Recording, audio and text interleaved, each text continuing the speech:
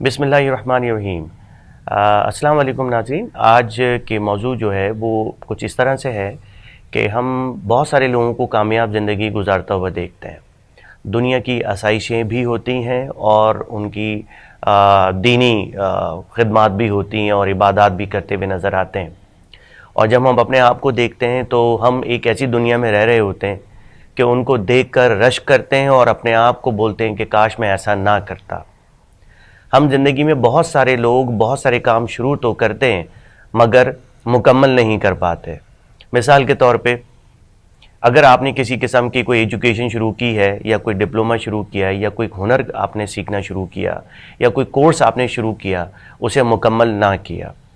इस तरह से अगर आप अपनी पिछली ज़िंदगी में देखें तो वो कौन से ऐसे काम हैं जो आपने शुरू तो किए मगर वो मुकम्मल नहीं किए।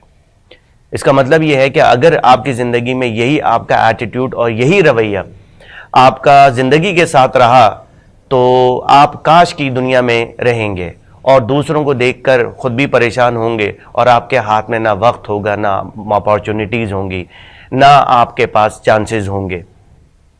तो बेहतर ये है कि इसको अगर हम इस तरह से देखें कि एक जुमला मैं चाहता हूँ आप हमेशा ज़िंदगी में अपने साथ बांध लें और आप अपने साथ रखें, और वो कुछ इस तरह से है कि अधूरे काम अधूरी ज़िंदगी को जन्म देते हैं।